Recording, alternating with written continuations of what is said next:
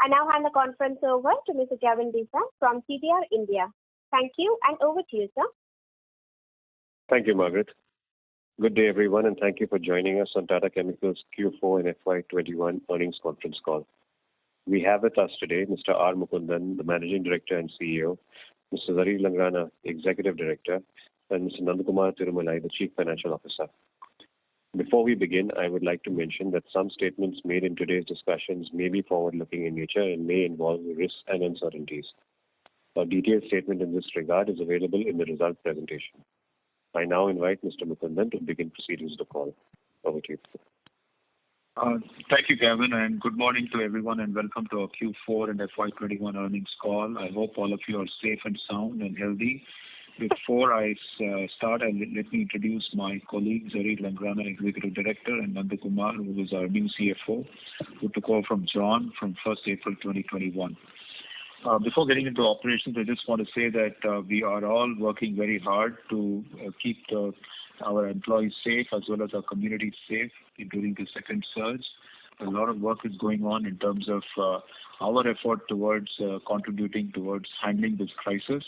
And this effort is not just centered in Mithapur, where our operational largest plants are, or in Gujarat and Dahej or Ankleshwar, where Analysts units are, but also right across wherever our big clustering of our teams are. So they're all working hard to make sure that we overcome this current crisis.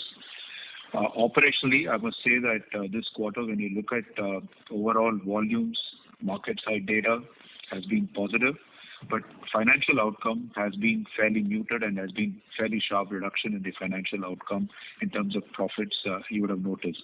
We'll walk through that. Let me start with firstly that the volumes are completely back. The TCNA export volumes have picked up nicely and are back to the normal run rate, and that's a big positive, and we will continue to see that run rate go through right through the next year. In terms of demand across sectors, all of them are showing positive trend. And I'll speak with one exception, maybe some kind of a delay or movement by 10-15 days in terms of de-inventorization may be happening in India because of this current COVID situation. But otherwise, overall, we think the volumes are going to continue to be strong going forward in the current year. And that was reflected in Q4. What did happen in Q4 was very specific to several one-offs, which we'll speak about as we move forward. The second element during the year has been an extremely tight focus on cash flows and operational cash flow, and the teams have done well. I think India has actually delivered negative working capital for the first time, a very creditable performance. At the same time, we've had, even with lower profits overall, much higher operational cash flows right through the year, both at standalone and consolidated level. And Mr. Nandakumar will walk you through that when he comes on and presents the financials of the company. The demand from sectors, detergent and container, the glass segment, all are back. Container glass is slightly soft right now, but we expect that it would pick up. In terms of margin, we did have, as we had alluded to, TCNA exports. There's been a price reduction of $5, but sequentially we expect the prices to move up in line with spot. Spot prices have actually had a very strong bounce back, in some cases expanding as much as by $25. So every quarter as this, the spot quantities which we have in the market would then get reset to the market prices. And we would see the complete reset by the time we come to Q4 of this year on the contracted quantities. As far as US is concerned, we had one-off coming from the event which happened in polar vortex, which froze the oil wells in Texas, from where the gas feed happens to our unit, and that resulted in approximately a one-time hit of 45 crores.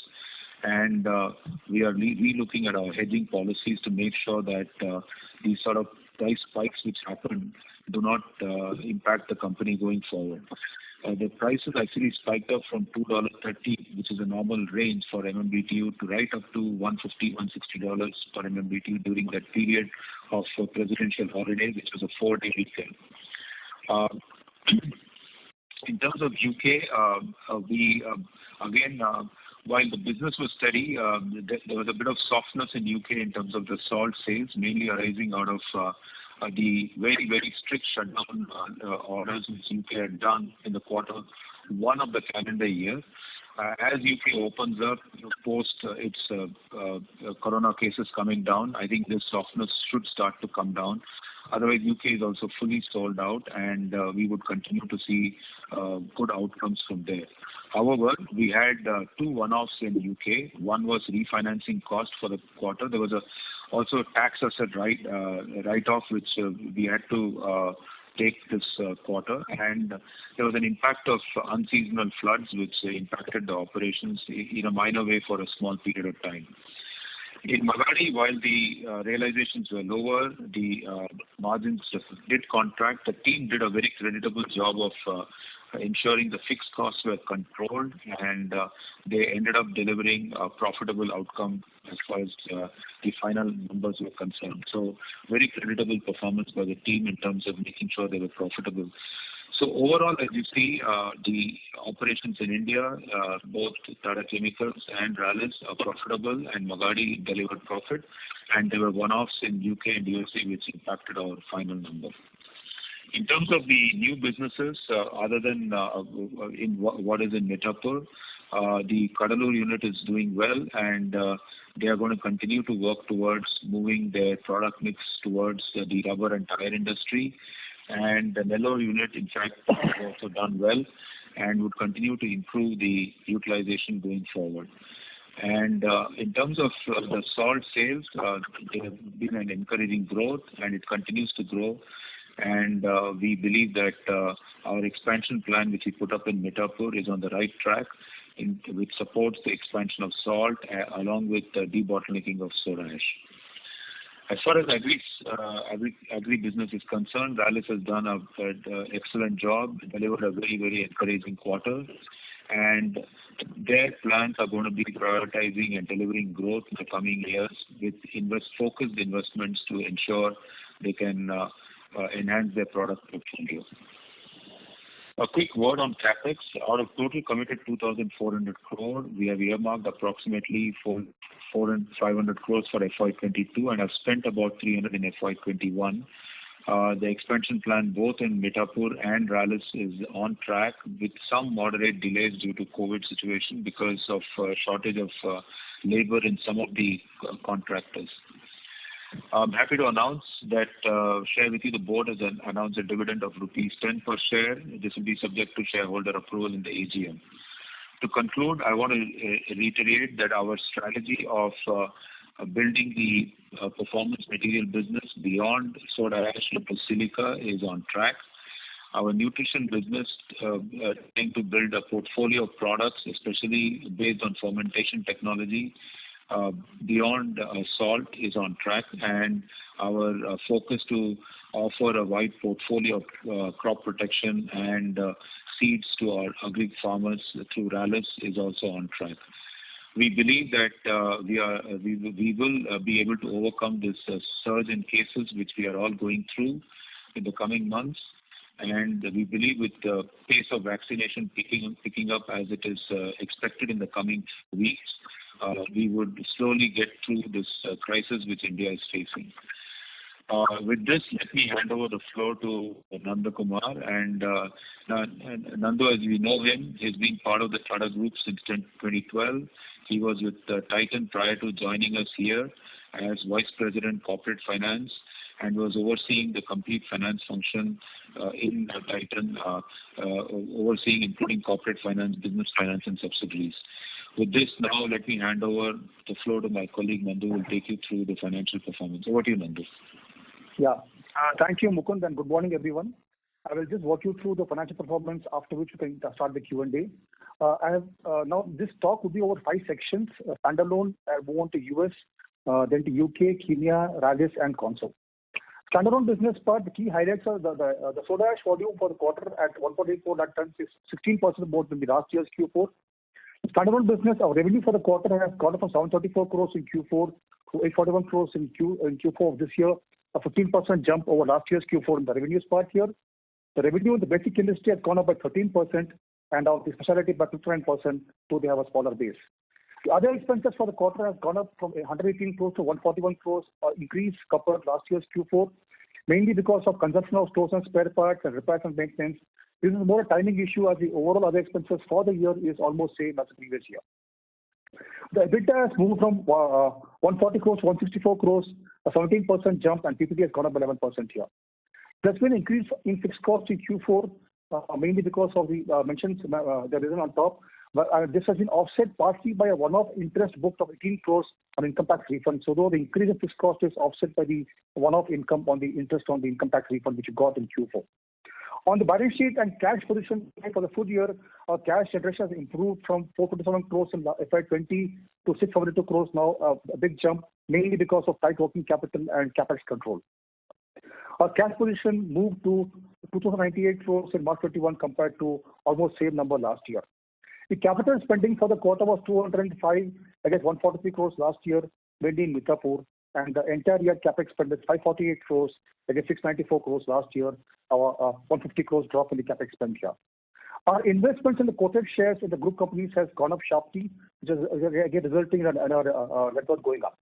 The net worth has gone up from 11,977 crores to almost 1,500 crores increase in the current year. Moving on to US, in the US business where you are seeing a sharper drop in the PBT, I talk more about that in the section now here. The soda ash volumes have improved from 5.5 lakh tons in Q4 of last year to 5.68 lakh tons, a 3% increase, led to an increase in revenue also. The cumulative drop in Q1, Q2, and Q2 was 20%, and for the first time in this year, we've seen for the quarter 4 an increase in the volumes. The PBT was adversely affected during the quarter, and the 92 crores profit made last year has gone to a 60 crores loss in this current year Q4, mainly because of the following few reasons. One is that the price recovery is not complete and still lacks the previous year net sales price. Second was in mid-February of this year, there's Arctic blast led to extreme cold weather that led to natural gas demand shooting up, and natural gas price shot up from, as Mukund mentioned earlier, almost 100 times. And we have a policy of hedging our gas, and we are able to curtail the impact because we are hedged mostly. But on the unhedged part of the gas exposures, we had a 45 crores impact on the open positions, which we believe is a one-off event. The production levels came down in the quarter, because of which, as you know, when production lacks the sales, the fixed costs are under-absorbed. We had a 40 crores impact because of the under-absorption of costs because the production was less than sales. But this again is timing issue. Let's say next quarter production goes up, we'll have the recovery happening here. So both aspects mentioned here are one-off, we believe, for Q4. There was also a higher spend in Q4 on account of repairs and maintenance. So these 4 reasons caused the drop in the PBT in US from last year to current year. Coming to UK. In UK, the volumes in both soda ash and bicarbonate were lower than Q4 of last year, a bit lower, mainly because of the impact of flooding that happened in the UK and a bit lower demand. The revenue for the quarter was 5% more than the corresponding previous year's Q4. We had a 28 crores loss in Q4 in UK as compared to 13 crores profit in previous year, mainly because of the one-off expenses like a tax write-off and refinancing cost and floods. Moving on to Kenya, Magadi, the revenue has come down a bit compared to last year's Q4. However, because of tight cost control, the PBT has moved from a loss of 4 crores last year in Q4 to 10 crores profit in the current year, mainly because of the margin expansion during the quarter, because lower input cost, the improved plant efficiency, and fixed cost getting optimized. Analysts, if you look at the whole thing, the revenue has gone up by 36% in the quarter compared to last year's Q4, mainly because of crop care jump and very good international business. PBT grew from 1 crore last year to 8 crores this year because of the above growth. The last section is the console, considering all the previous sections, is that overall volumes grew for us in Q4 compared to previous Q4. The console revenue grew by 11% over last year's Q4. The EBITDA for the quarter stood at 283 crores, a fall of 30% fall compared to previous year, and PBT fell from 217 crores to 80 crores. The console capex was at 411 crores compared to 300 crores last year, and on the full year basis, the capex was half of last year. The free cash flow from operations for the year was at 450 crores, a 65% increase over the last year's full year due to efficient working capital management. The console gross debt was at 6,933 crores, down by 770 crores compared to last year. Net debt is at 214 crores, lower than last year, and standing at 3,828 crores. The console net worth has gone up from 12,898 crores to 14,490 crores, an increase of 1,400 crores in the last year. That is the brief summary of the last year's highlights. And back to Gavin. Shall we open the floor for Q&A session, sir?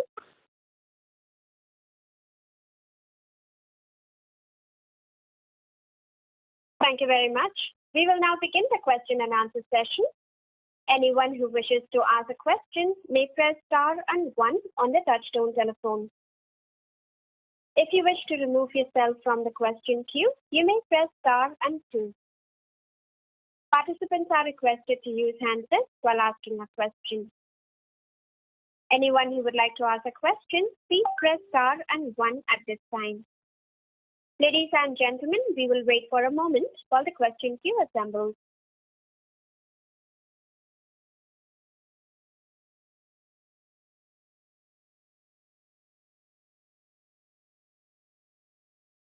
The first question is from the line of Amanjeet Singh from Oculus Capital.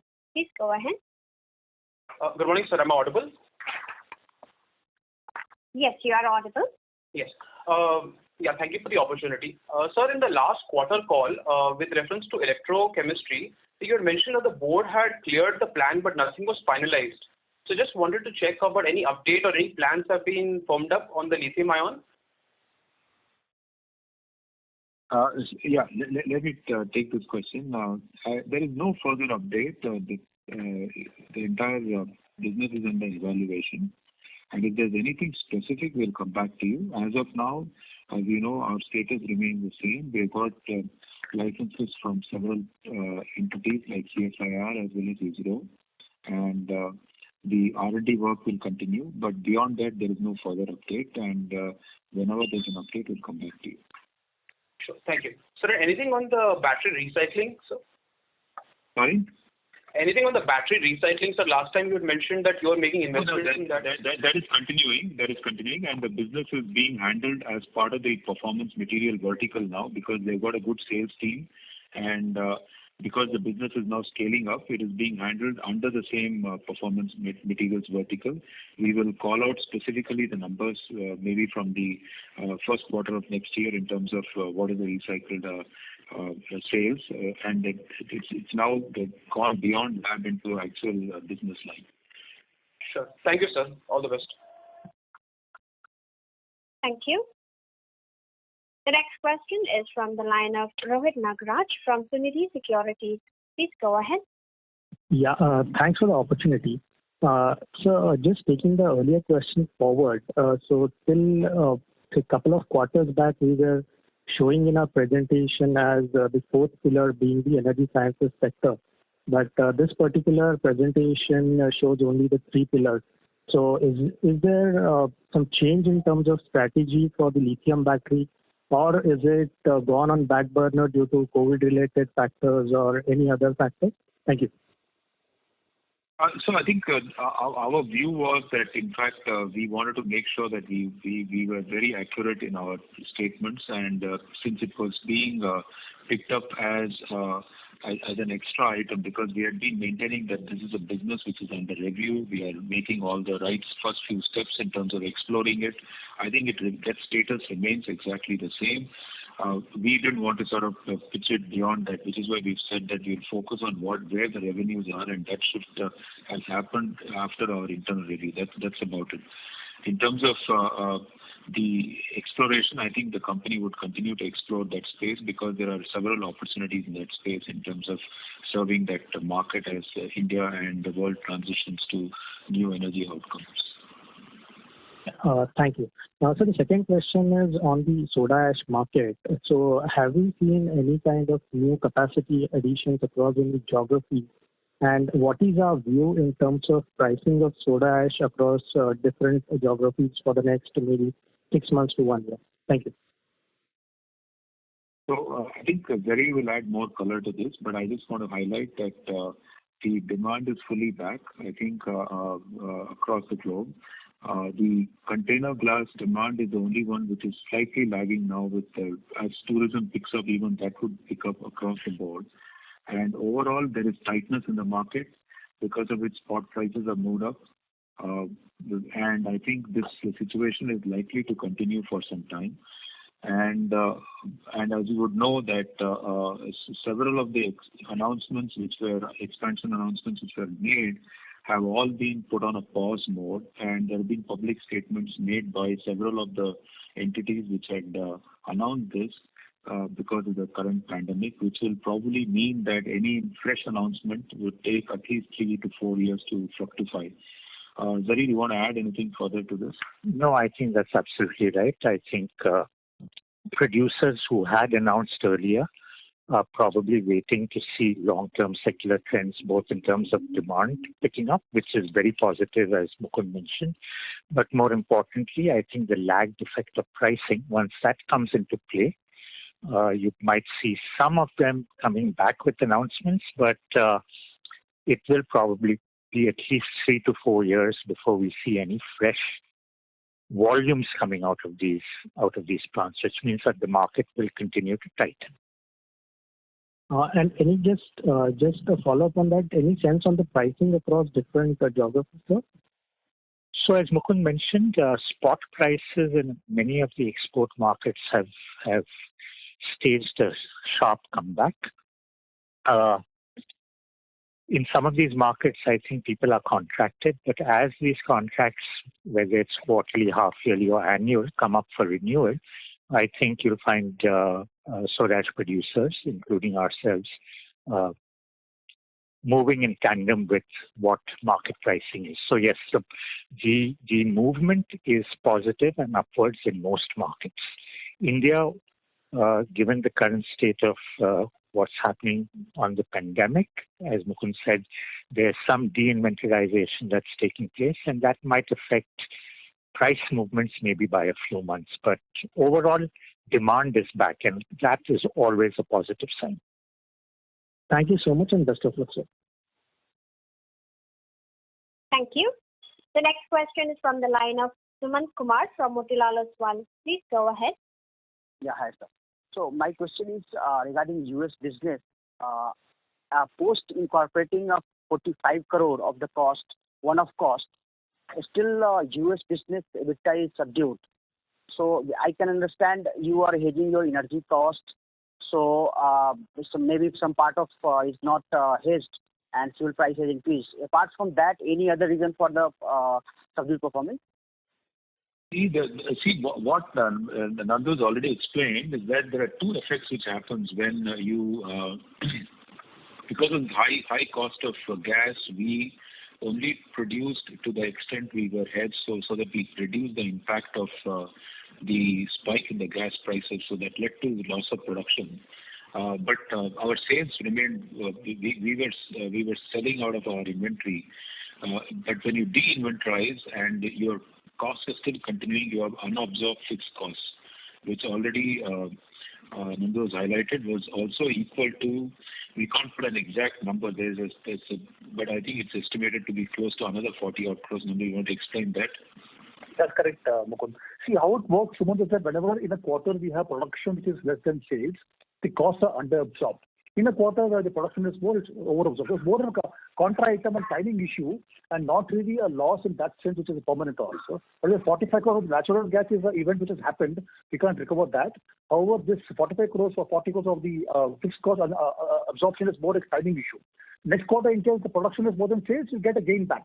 So, but for the quarter, we had a double whammy in terms of the gas price as well as in terms of the cost under absorption because production lagging the sales.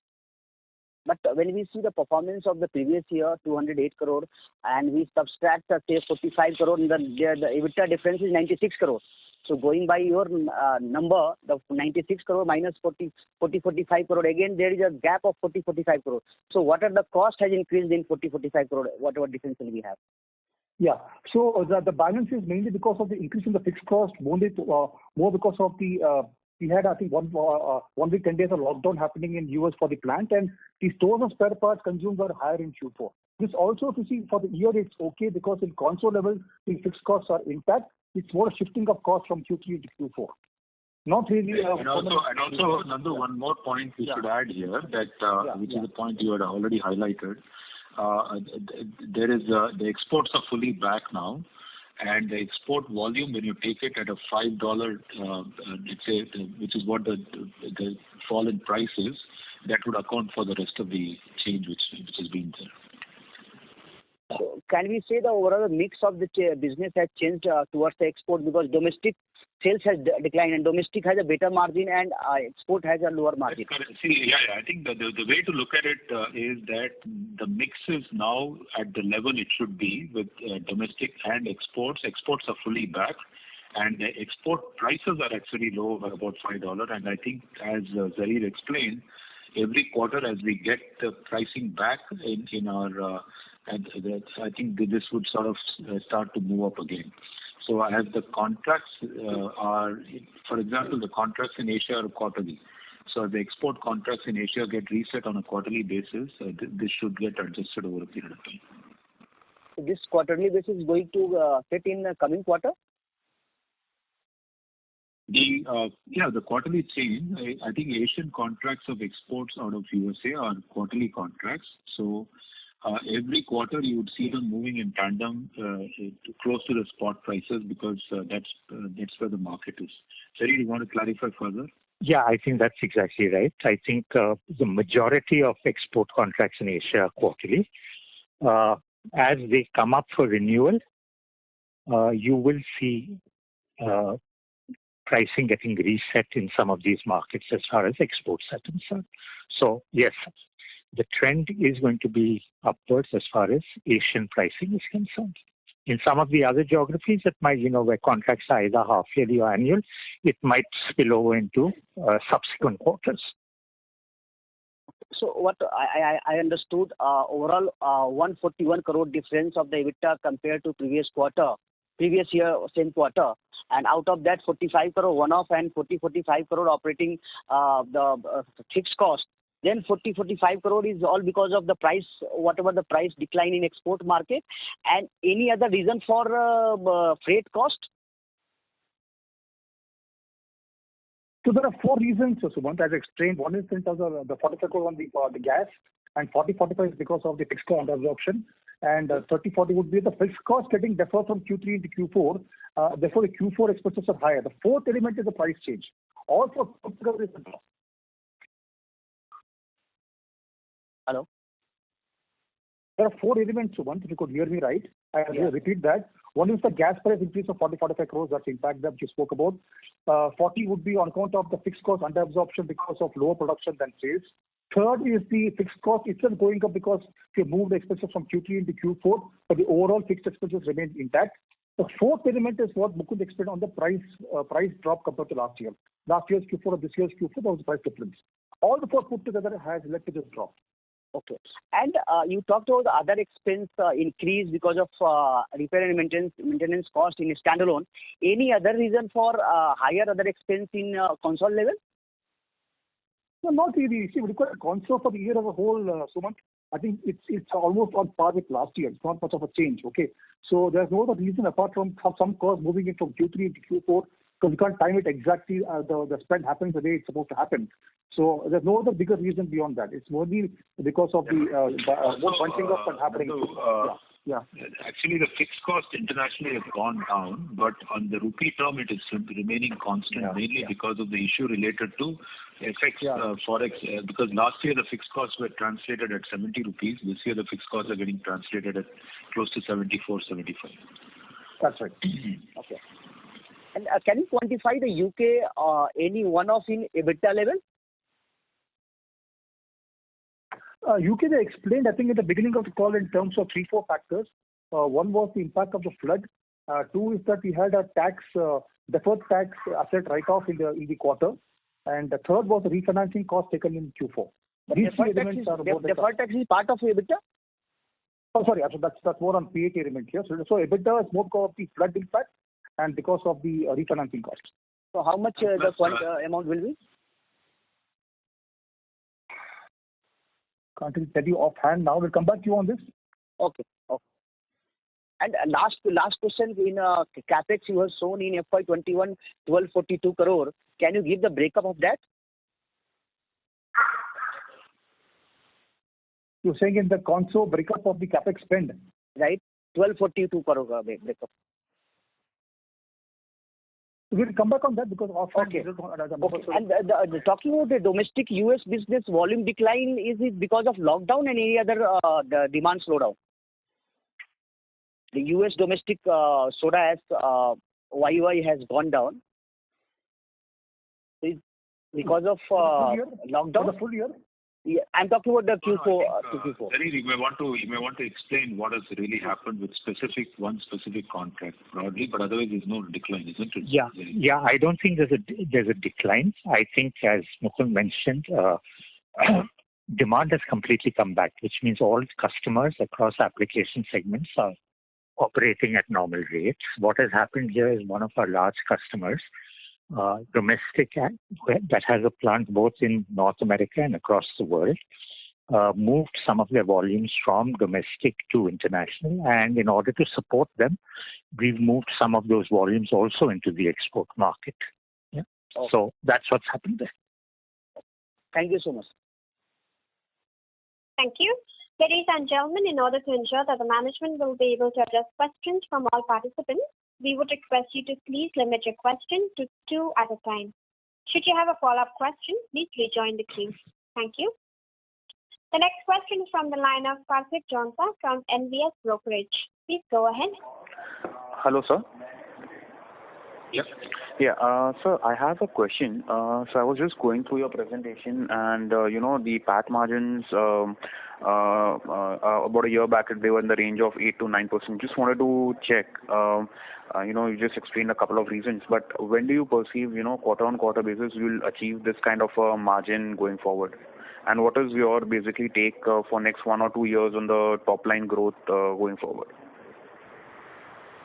So on the top line growth, as the capacity we are putting in India, mainly in Mithapur and in Raleigh, and the full utilization of the units in South happen, our own estimation of the growth is close to, I'm going to give a range, at least 50 to 70% growth will be there on the top line, and that will happen.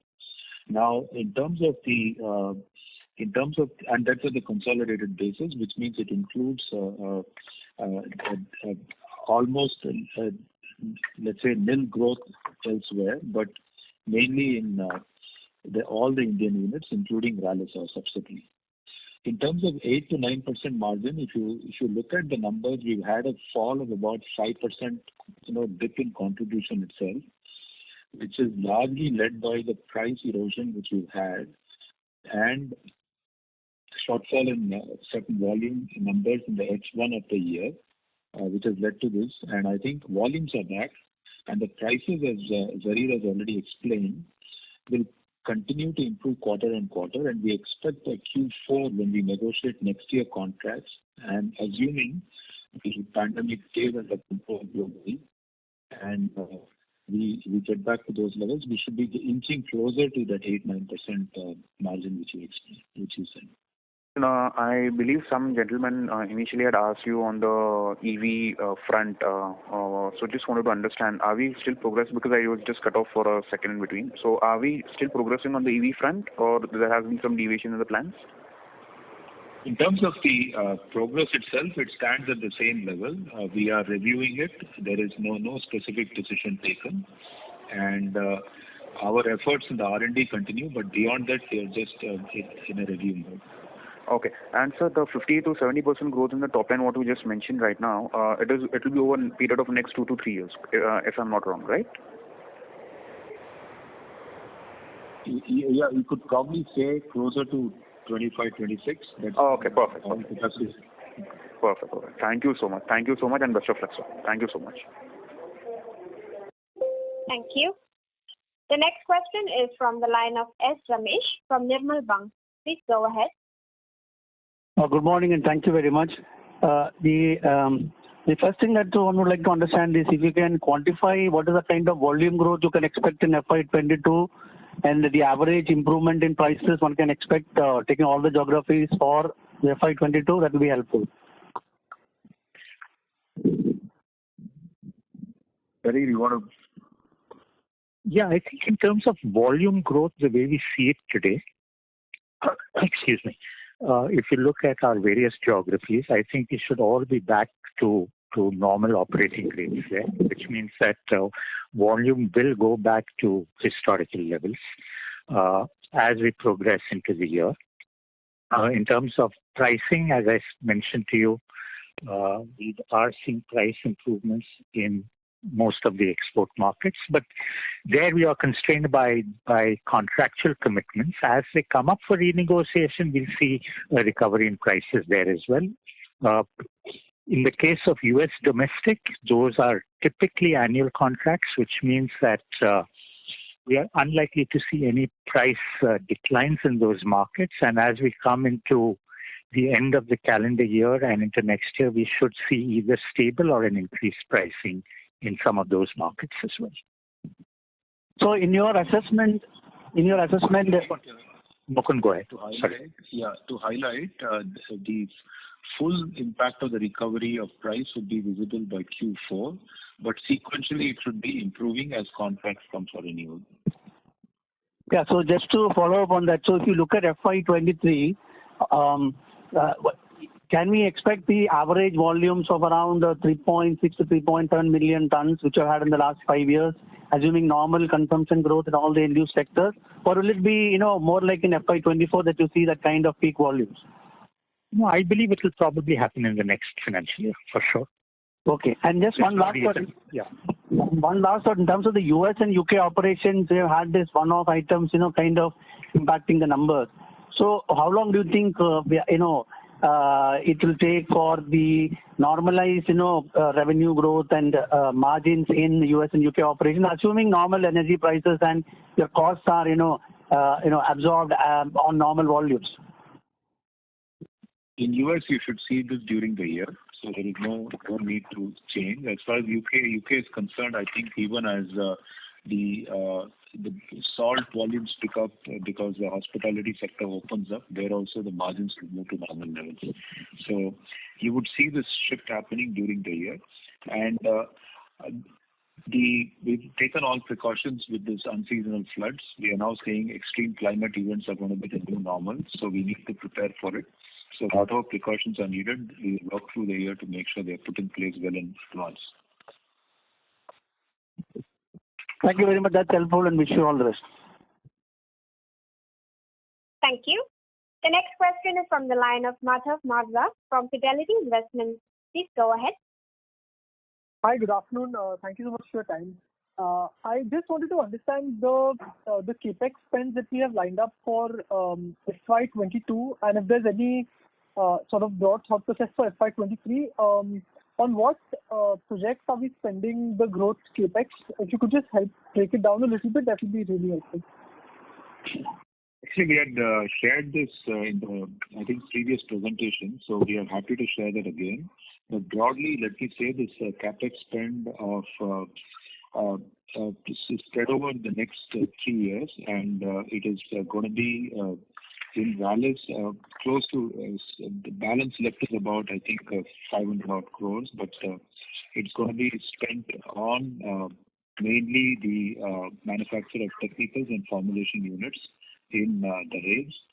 And in terms of the product chemicals itself is concerned, the capex spend is largely concentrated in Mithapur, and a large part of it is for expanding salt capacity from 1 million ton to 1.5. We are already at 1.2, and I think we'll inch towards 1.5 by adding another 300,000 tons of capacity eventually over next year. And the soda ash capacity would go up by another 200,000 tons broadly. Part of that 200,000 ton expansion will reflect itself as a bicarbonate output, because that also would go up, and part of it would reflect as pure soda ash. So these are the three broad product lines of investment as of now, which have been cleared and approved, which are under execution. And just as a follow-up, what about, I think in the Q4FY21 con call, we had sounded out growing capacity for the XDS and the nutraceutical business in a fairly aggressive way. So will that happen in the next couple of years, or it's sort of more 2-3 years out once these existing capacities ramp up? No, I think that's also on track, and I think, sorry if I missed it out. The first priority is for us to shift the product mix in silica, and after that, the next phase of investment to move that capacity from 10,000 to 50,000 is what we have said at that point of time. We will come back to you with specific plan, but it's pretty much on the radar, and it's not off the radar. And second, in terms of the lower capacity to move from 5,000 to 10,000 is also on the radar. But right now, the utilization is what we want to exit. We want to exit this current year with a high utilization of 75-80% utilization with the current unit, so that we can deliver on the bottom line. So our approach is that the plan we had set out is on track. We want to make sure that this year we deliver a steady outcome in terms of EBITDA margins, so that when we expand, we build on that margin as the new streams come on stream. And the 75% exit utilization we're looking at for both HBS and nutraceuticals by end of FY22. So that's the sort of target by. So there's a difference. The silica business actually has a pretty high utilization even now. They have to shift the product mix from food grade to rubber and tire grade, which is more higher specification. So it's a grade and mix issue. As far as Nellore is concerned, it's a capacity issue, which they've exited close to, I think, at about 40-45%. They need to up the utilization close to 70-75%. All right. And my last question is basically on the battery chemicals bit. A lot of questions have been asked already, but I just wanted to understand basically what will be the trigger for us to sort of commit capex for this project. Is it basically looking at India's electric vehicle industry as a whole picking up? Is that what we are basically looking at before we start committing capex here? There's an all-round review going on. I think we are seized of it, and whatever the outcome is, once it is done, we will come back to its specifics. As of now, I think what we are really focused is making sure that the review is comprehensive. Okay. And does the government PLI program also sort of help us in this direction? Does that sort of benefit any capex in this space? Sorry? The government's PLI program, does that have any allocation for the kind of investments that we might do in this space in the future? No, I think in terms of the PLI program across all categories, we are in active discussions. We have given our suggestions to government, and our view is that these are welcome. And there are some suggestions we have given in terms of how each one should operate, and the government is also actively taking them on board. If it makes financial sense for us, we will go through the route of the PLI scheme. In other cases, we may just do the investment in any case because the market needs it. Thank you. I would request Mr. Malda to rejoin the queue. The next question is from the line of Harsh Bhatia from Emkay Global. Please go ahead.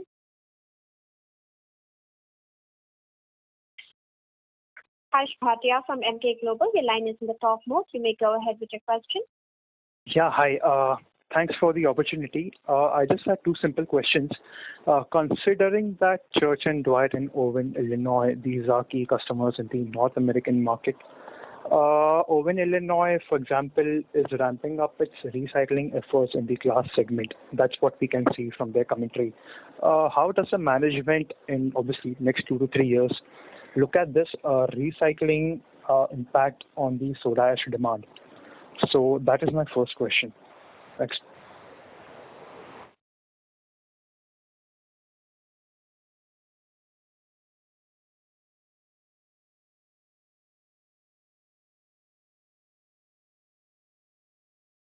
Members of the management, can you please confirm? Hello, I lost the line. Can someone repeat it again? Mr. Bhatia, can you please repeat your question? Yeah, sure. So my question pertains to one of the key customers, considering that Owen, Illinois is one of the key customers for Tata Chemicals in North America, and they have been ramping up their sustainability efforts through recycling of glass.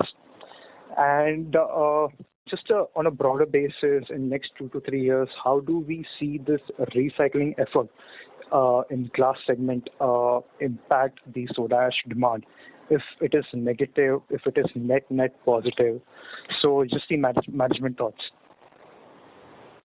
Okay, thank you. I think Very will also expand on this. I think this focus on sustainability is extremely critical. As you know, Tata Chemicals also has signed up and our SBTi targets have been approved. And our team is actively working to make sure our capital plan henceforth is aligned to moving in the direction of the science-based targets. And we are also working out a plan what we need to do beyond that target, which has been set for 2030. And I think likewise, all our customers are moving in the same direction. And it's very important to be part of this network of companies which are committed to climate change and climate change efforts. One piece of that is, of course, the recycling business. In every area, people will be moving towards recycling. And effectively, with recycling, the need for fresh soda ash would come down marginally. But as you know, globally the demand for soda ash continues to increase, and with the movement away from plastics to glass, which is a normal trend as part of the sustainability, we believe it is right for container glass manufacturers to the extent they can move towards recycled glass. It is positive. But also, just want to highlight the recycled glass usually cannot be the clear glass. Clear glass is usually made from virgin material.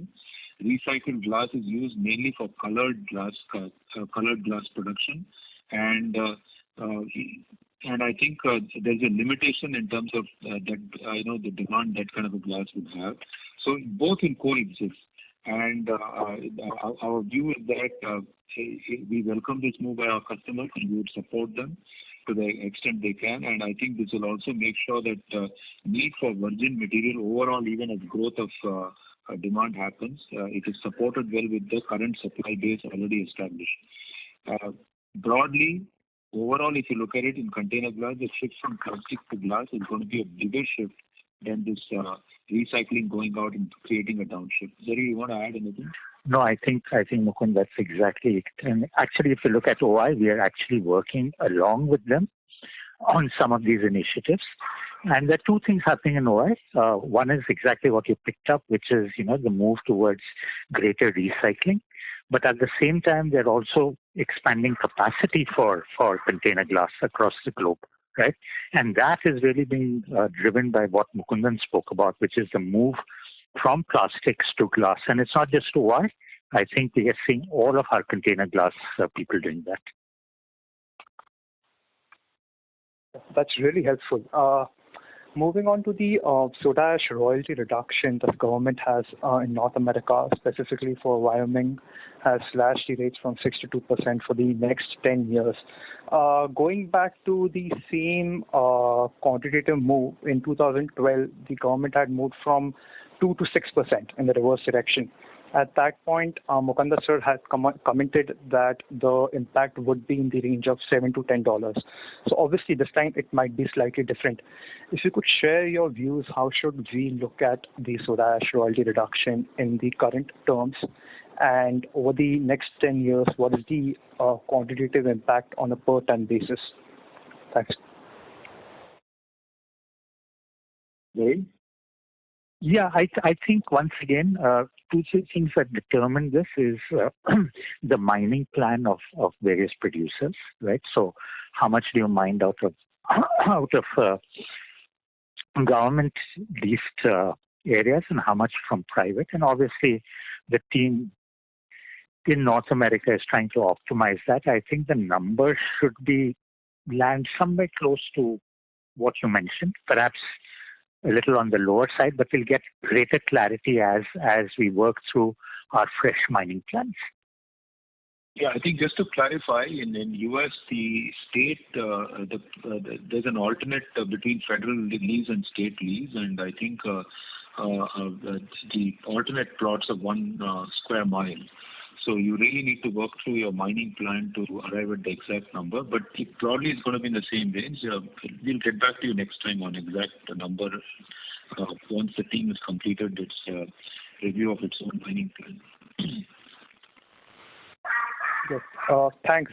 Just one last question from my end. Are we looking to broaden our portfolio in the specialty chemicals business, looking at downstream derivatives in the benzene chain or toluene chain, something like that? Thanks. Yeah. So I think the team in Metaphor is looking at what beyond the plan we have already got the approval from board, and I think that includes the current plan. It certainly includes the expansion of fluor caustic, but also I think the chlorine and bromine derivative is one area the team is focused on, but we'll come back to its specifics. I don't want to make any comment, but to tell you directly, the focus is there in terms of where to take Metaphor so that side becomes more and more a specialty side. As far as the nutrition portfolio is concerned, beyond salt, I think the approach is to build on the fermentation platform. I think it's a pretty sound platform, and the current unit in Nellore can go at least 4 to 5 times the current capacity, and there are exciting products which we believe are there. Once we prove the current unit delivers and EBITDA positive turnover, and after that we'll move forward with further investment. In terms of the performance materials concerned, I think silica is a business we believe is extremely versatile with wide application, and we would continue to push ahead building on what we have already in our portfolio. So all the three elements, which is our inorganic chemicals, which is the halogen chain, the silica chain, on the performance material side, on the nutrition side, the fermentation platform, both these afford multiple product portfolio, and I think these are the areas we're going to continue to focus and expand. Right now, I think we are committed to delivering on the approved plan, and as that plan comes to close, which means most investments are on the ground, we will come with the next phase of plan beyond that.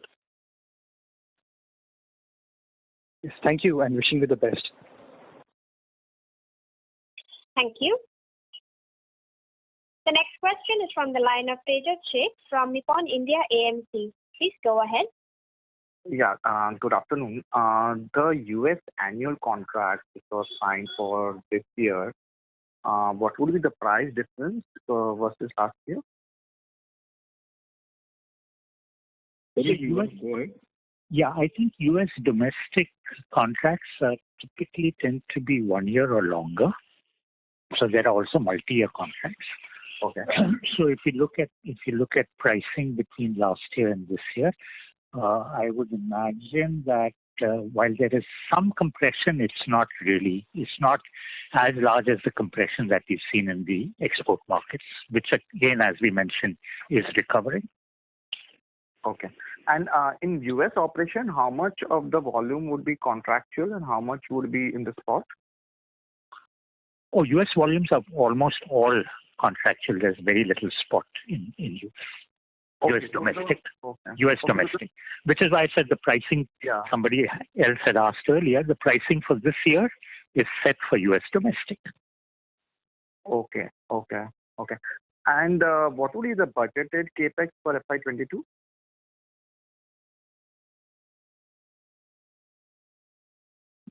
Do you have the figure ready?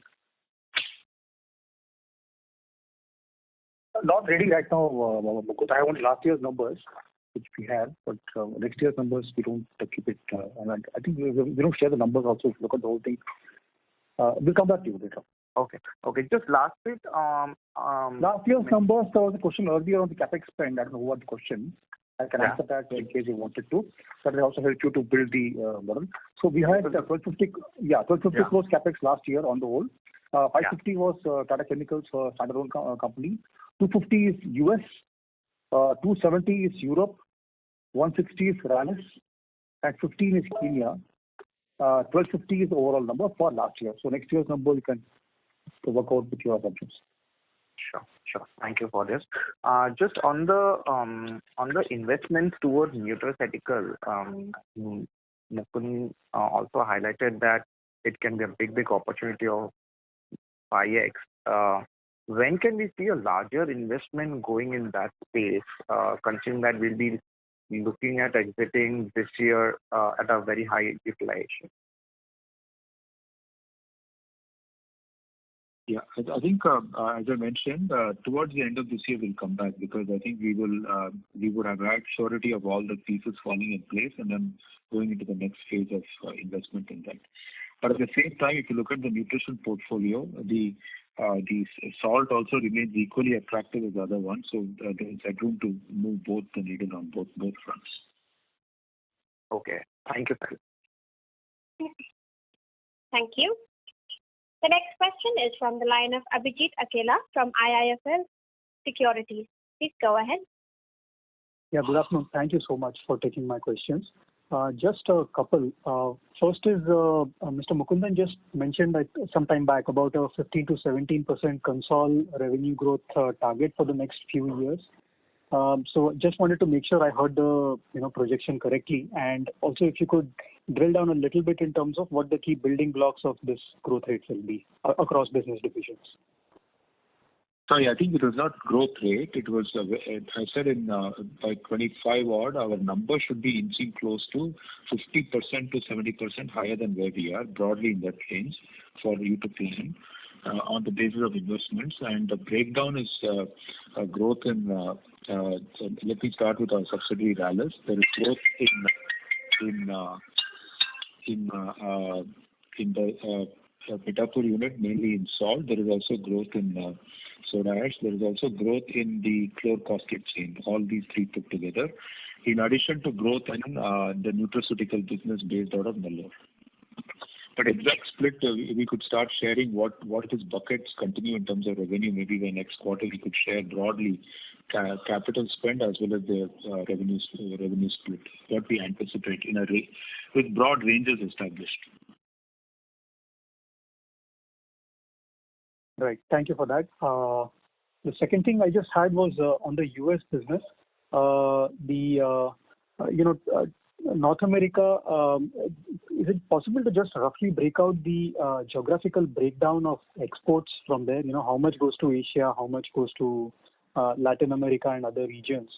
And, how you're seeing the spot prices behave across these regions? Sorry, can you repeat it? I lost you in between. Yeah. The U.S. exports, if it's possible to just give us a rough breakdown of, geography-wise exports, just roughly, how much goes to Asia, how much goes to Latin America and other regions, and how are spot prices behaving across each of these regions? Sorry, we want to go ahead. I think it's broadly 50-50, but I think go ahead. Yeah. So most of our exports, as you're aware, is through ANZAC. So while we may not have exact numbers because we do maintain a wall, I think it's approximately the two main markets are obviously Latin America and Southeast Asia, split roughly equally between the two. And as we mentioned, we've seen prices in Southeast Asia moving up, spot prices, in some cases as high as $25. In Latin America also, we're seeing a movement upwards. It's not to the same extent, but it's certainly in the same direction. And in LATAM as well, is the pricing on a quarterly basis, sir? No, LATAM tends to be slightly longer in terms of contracts, so it's half yearly and annual. Got it. And just one last thing, if I may just squeeze in. On the gas cost, is there like a pass-through clause that you have, some kind of fuel price surcharge clause that you can invoke in case the gas cost goes up, or is that not an option anymore? And second, on the mining royalty front, the royalty rate reduction, will it do you expect it to boost your EBITDA margin in the US? So on the royalty, I think it will boost the EBITDA because it is part of the cost structure. Secondly, on this gas cost, there is a clause on energy, certainly in all contracts. But I think we have not invoked anything with our customers as of now. Yeah, the two. One is obviously we've not invoked it. The second, while it exists in the contracts, there is a certain minimum period for which these prices need to persist. Got it. Thank you so much. Wish you all the best. Thank you. And I just wanted to address the previous question. The capex, our anticipation for the current year is about the same where we landed the current. Next year is going to be about the same where we landed the current year, as Nandu has explained. But there's an increased bias of capex towards within India rather than overseas. So there's a higher proportion of this indeed in India, both between Rallis and Tata Chemicals India. Thank you. Ladies and gentlemen, that was the last question for today. I now hand the conference over to the management for closing comments. Thank you all, and I think with the current situation of COVID, I think we all have to stay safe and protect ourselves and protect our families, and we are extremely hopeful that this current surge will start to subside in a couple of months. In some regions, it will start to subside in a month, and it will take probably a couple of months for us to get complete control over it, and that's the way we are planning the business. Hopefully, post this wave, we would have learned the lessons to deal with this pandemic in a more effective manner so that it allows both life and livelihoods to continue. In terms of our business plan, our strategy and business continues to be the same. Our pillars of performance material, nutrition, and agri-science are the three broad pillars in which our investments are being done. A large part of this investment is focused in India and for India as well as for the world market. And as we come out of the pandemic, as prices pick up, I think we will be back to our normal run rate, both in terms of return ratios as well as in terms of our margins, contribution and profitability margins. This quarter has been difficult, but we are looking forward to the coming year with great optimism. On the back of the demand of soda ash coming fully back on stream and also the pricing power coming back, and sequentially we'll see this flowing into our financials going forward into next year. Thank you, and thank you for your support and all the good guidance. Thank you. Thank you. On behalf of Tata Chemicals Limited, that concludes the conference call. Thank you for joining us, and you may now disconnect your lines.